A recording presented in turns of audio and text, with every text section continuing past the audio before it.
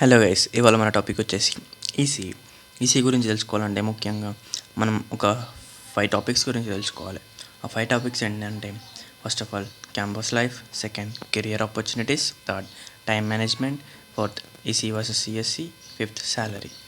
First of all ECE అంటే ఏంటి? ECE full form ఏంటి? ఈసీఈ అంటే ఎలక్ట్రానిక్ అండ్ కమ్యూనికేషన్ ఇంజనీరింగ్.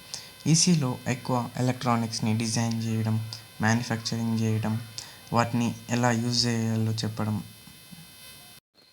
ఈసీలో ఇటు సాఫ్ట్వేర్ కోర్సెస్, అటు హార్డ్వేర్ కోర్సెస్. అంటే ఇటు సిఎస్సి కోర్సెస్ ఉంటాయి, అటు హార్డ్వేర్ కోర్సెస్ అంటే సివిల్స్, మెకానికల్స్ ఇట్లాంటి కోర్సెస్ ఉంటాయి.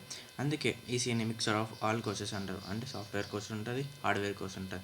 అందుకే ఈసీని ఎక్కువ ప్రిఫర్ చేస్తారు అందరూ. ఈసీ అంటే 2 సైడ్ జాబ్స్ అని తీసుకుంటున్నారా? ఒకవేళ మీరు తీసుకున్నారు ఇట్లా 2 సైడ్ జాబ్స్ కదా, తొందర మంచిగా అటు సాఫ్ట్వేర్ జాబ్ రాకపోతే ఇటు హార్డ్వేర్ సైడ్కి వెళ్ళొచ్చు, హార్డ్వేర్ జాబ్ రాకపోతే సాఫ్ట్వేర్కి వెళ్ళొచ్చు అని తీసుకుంటారు. కానీ కాకపోతే ఏం తెలుసు మీకు ఈసీ గురించి, ఏం తెలుసు అని తీసుకుంటున్నారు? ఫస్ట్ అసలు ఈసీ తీసుకుంటే ఏ సబ్జెక్ట్ వచ్చి ఉండాలో తెలుసా మీకు? అసలు ఈసీ తీసుకుంటే ఎట్లాంటి కోర్సెస్ ఉంటాయి, ఎట్లాంటి కోర్ సబ్జెక్ట్స్ ఉంటాయి, అసలు మనం పాస్ అవుతామా లేదా? జస్ట్ సాఫ్ట్వేర్ జాబ్ ఉంటుంది, హార్డ్వేర్ జాబ్ ఉంటుంది. ఈ రెండింటి కోసమే అందరూ ఈసీని ప్రిఫర్ చేస్తారు. కానీ అది మాత్రం తప్పు. ఈసీ తీసుకోవాలంటే ఖచ్చితంగా మీకు ఫిజిక్స్ పైన గ్రిప్ ఉండాలి. ఫిజిక్స్, మ్యాథ్స్ పైన గ్రిప్ ఉంటేనే మీరు ఈసీని పాస్అవుట్ చేయగలుగుతారు. అంటే డిఫరెంట్ ఉంటుంది. ఇప్పుడు ఐపీ ఫిజిక్స్కి, ఇంజనీరింగ్ ఫిజిక్స్కి డిఫరెన్స్ ఉంటాయి.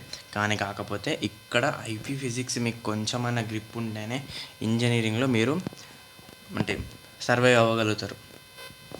మరి సిఎస్సి ఈజీ ఉంటుందా, ఈసీ ఈజీ ఉంటుందా? Somewhat CSC is easy than EC. ఎందుకు ఈసీ ఎందుకు హార్డ్ అంటున్నా, సిఎస్సి ఎందుకు ఈజీ అంటున్నా? కొంచెం సిఎస్సి అనేది ఈజీగా ఉంటుంది. ఎందుకు ఈజీగా ఉంటుంది అంటే, ఈసీలో ఎక్కువ హార్డ్వేర్ టాపిక్స్ ఉంటాయి. లైక్ డిజైనింగ్ ఉంటుంది, మ్యానుఫ్యాక్చరింగ్ ఉంటుంది. అదే సిఎస్సిలో కోడింగ్, మంచిగా హ్యాపీగా బిందాస్గా కోడింగ్ నేర్చుకుంటే అయిపోతుంది. కానీ ఒకవేళ మీ కంప్లీట్గా సాఫ్ట్వేర్ జాబే వెళ్ళాలి, నేను హార్డ్వేర్ సెక్టర్ నాకు వద్దు అంటే సిఎస్సి తీసుకోండి. కానీ లైఫ్ మంచిగా ఛాలెంజింగ్ ఉండాలి, నార్మల్ ఏదైనా ఒక స్టఫ్ ఉండాలి లైఫ్లో అంటే మాత్రం ఈసీ తీసుకోండి. మంచిగా ఈసీ క్రాక్ చేసి హార్డ్వేర్ జాబ్ అన్న కొట్టుకోండి, సాఫ్ట్వేర్ జాబ్ అన్న కొట్టుకోండి. సరే, ఇప్పుడు ఈసీ తీసుకుందామని మీరు ఫిక్స్ అయ్యారు. ఈసీలో సిఎస్సి కంటే మోర్ నెంబర్ ఆఫ్ సబ్జెక్ట్స్ ఉంటాయి. ఫస్ట్ ఆఫ్ ఆల్ అది మనం తెలుసుకోవాలి. సెకండ్, ఈసీ సిఎస్సి కంటే అటు హార్డ్వేర్ జాబ్స్కి వెళ్ళొచ్చు, ఇటు సాఫ్ట్వేర్ జాబ్స్ వెళ్ళొచ్చు ఉండాలి. అంటే వెళ్ళొచ్చు అంటే మనకి ఏం వచ్చి ఉండాలి?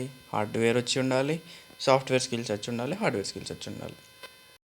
ఈసీ తీసుకుంటాం, మరి ఇటు సాఫ్ట్వేర్ నేర్చుకోవాలి అంటున్నారు, ఇటు హార్డ్వేర్ నేర్చుకోవాలి అంటున్నారు.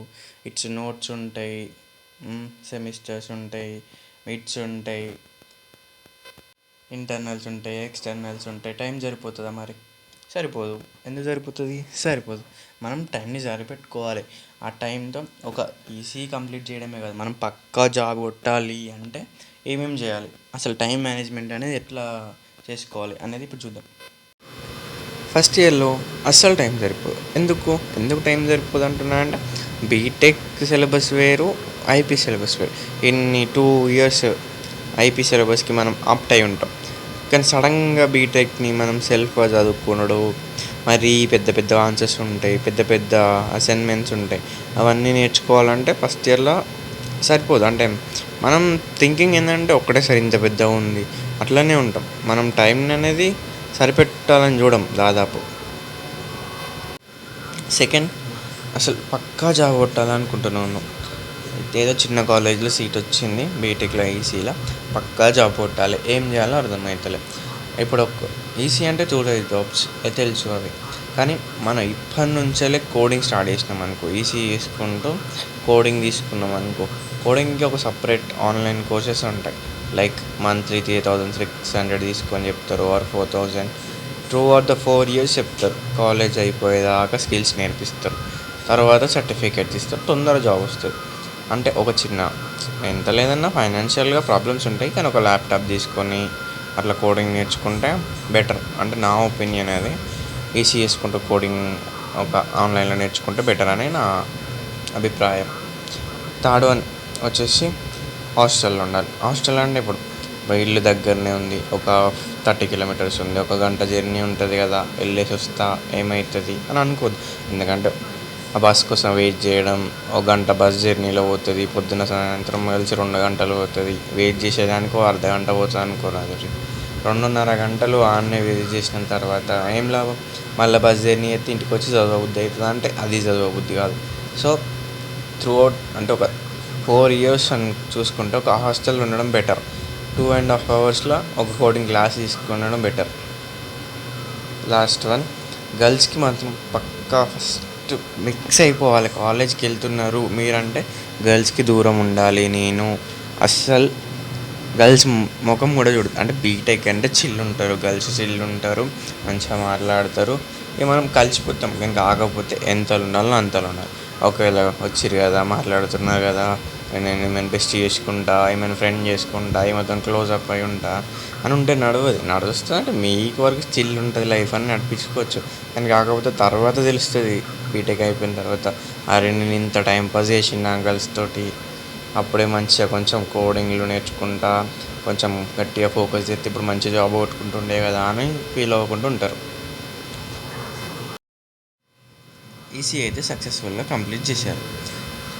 కంప్లీట్ చేసిన తర్వాత జాబ్ ఆపర్చునిటీస్ ఎట్లా ఉంటాయి? చాలా ప్రైవేట్ జాబ్స్ ఉంటాయి, like Samsung, Tata teleservice, Intel, Honeywell, LG electronics, Dell India, Motorola, Videocon, Cisco networking, Infotech, Reliance, Wipro, red pine, general electric, Bharat electronics limited, Bharat heavy electronics limited, Hindustani petroleum corporation limited, national thermal power corporation, national aluminium company limited. ఇట్లా చాలా, ఇవే కావు ఇంకా చాలా private sector jobs అనేటివి చాలా ఉంటాయి EC ద్వారా.